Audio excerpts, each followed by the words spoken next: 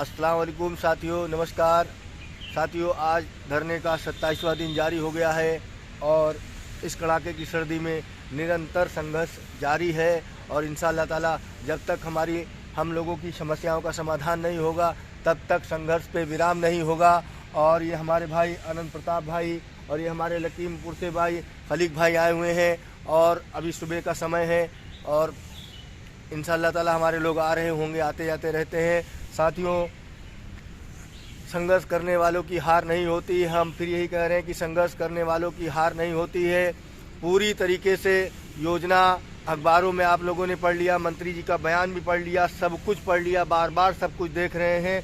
बस एक आस माननीय मुख्यमंत्री जी की है, जो कि माननीय मुख्यमंत्री जी की है, जो उन्होंने मीटिंग कराई और हमारे लोग लगे हुए हैं, बराबर जिला अध्यक्ष कृष्णा भाई लगे हुए हैं और हम लोग लगे हुए हैं ताकि हमारे जो लोग हैं, हमारे बीच के लोग हैं, वो भी पैरवी करें, दौड़े भागें और हमारा विभाग भी काम करे, हमारी सरकार भी हमारा काम करे।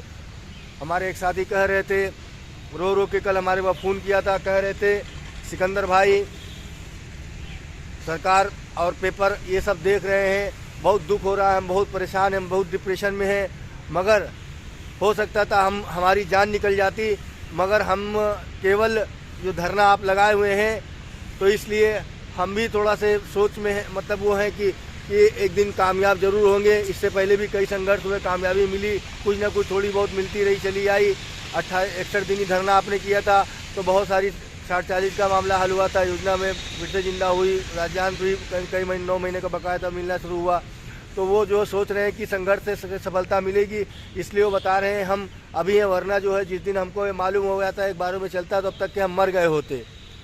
और तमाम शिक्षक जो है अभी भले ही घर पे बैठे हुए हैं, घर से जो है लिख पढ़ रहे हैं, मगर वो उन लोगों की भी उम्मीद हमारे साथ में लगी हुई है कि संघर्ष में है। आज 27वां दिन है साथियों, कितनी ठंडी, कड़ाके की ठंडी पड़ती चली गई है, कितना यहाँ पे हवाएं चलती हैं, थोड़ी सी धूप निकलती है फिर बदली हो जाती है।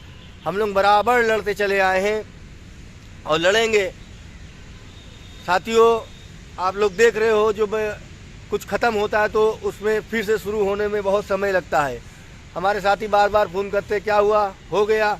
अरे भैया, जैसे राज्यांश का बकाया थोड़ी नहीं है कि राज्यांश का बकाया है, पैरवी करेंगे तो 1 महीना 2 महीने मिल जाएगा। ये बकाया नहीं है, ये सब मामला ख़त्म हो गया है, राज्यांश का सब आदेश आ गया है, केंद्र सरकार का भी आपने देख लिया है। अब किसी चीज़ को चालू कराना है पूरी तरीके से, नए सिरे से, उसमें समय लगेगा।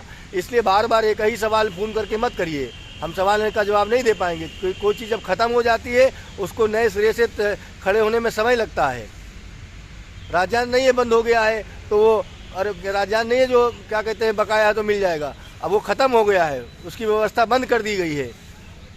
अब नई व्यवस्था के लिए लगे हुए कि माननीय योगी आदित्यनाथ जी, माननीय मुख्यमंत्री जी इस योजना का संचालन उत्तर प्रदेश सरकार से करें और हमारा जो केंद्रांश का बकाया भुगतान करें। ये हमारे अनंत प्रताप भाई भी, इनकी भी सुनिए आप, सबकी सुनिए, हमारे साथियों की। साथियों नमस्कार। साथियों, आज अनिश्चितकालीन धरने का 27वां दिन है।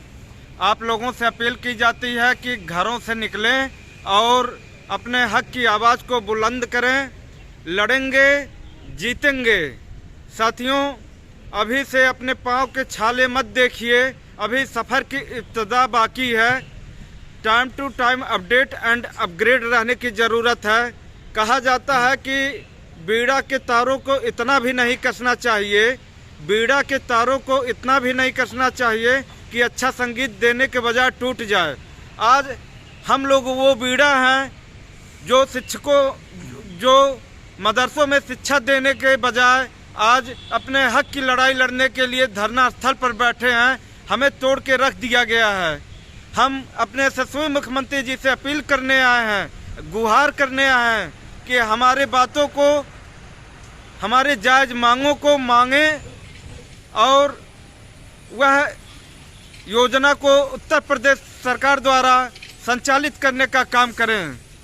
आप सभी से अपील की जाती है कि अपने हक की आवाज़ के लिए अपने भाइयों का साथ दें जो आपकी लड़ाई को गार्डन में लड़ रहे हैं। धन्यवाद।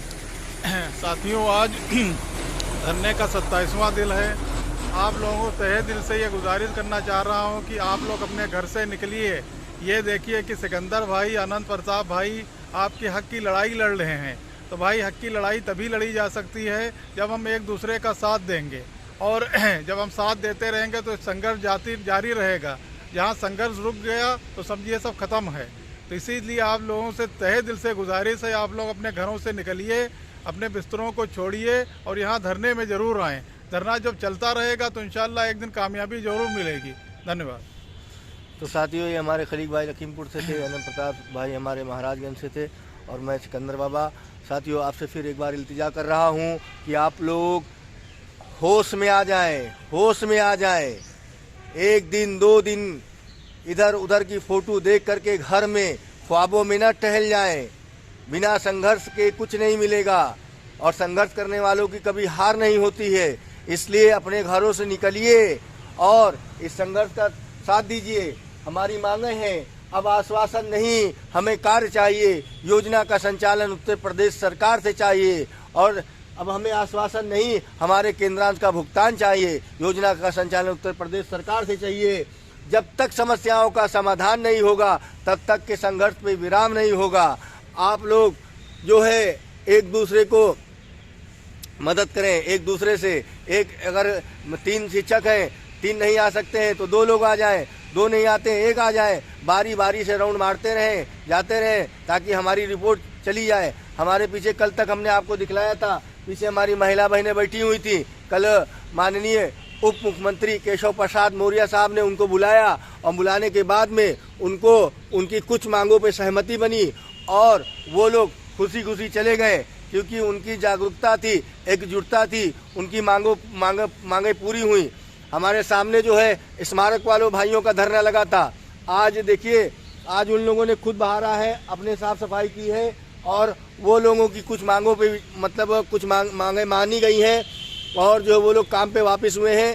खैर, उनका धरना चल रहा है, इसलिए चल रहा है कि जब तक सभी मांगे पूरी नहीं हो जाएंगी तब तक के हम नहीं हटेंगे। और कुछ मांगे पूरी हुई हैं, वो लोग जो है अपना काम स्टार्ट कर दिए हैं। तो साथियों, कई ऐसे धरने लगे हैं। पीछे एक धरना उसके पीछे महिलाओं के पीछे लगा था, बीसी सखी वाला लगा था, वो तो जो खुशी खुशी यहाँ से कल चली गई।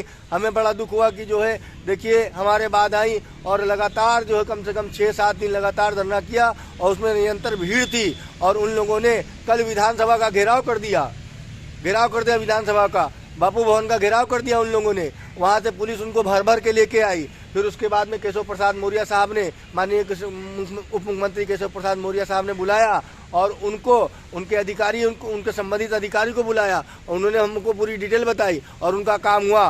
तो इसलिए साथी चाहते हैं, जब कोई कार्य अकेला करता है और ज़्यादा काम होता है तो उसमें समय लगता है। या तो फिर घर पे बैठ के समय लीजिए, हमें दिमाग न चाटिए फोन कर करके, या तो फिर आइए घरों से निकलिए, हमारा साथ दीजिए, हमारी टीम का साथ दीजिए, हमारे शिक्षकों का साथ दीजिए, आनंद भाई का साथ दीजिए, और हम लोग लड़ते हैं। खलीक भाई का साथ दीजिए। खलीक भाई बार बार बेचारे आते हैं और चले जाते हैं।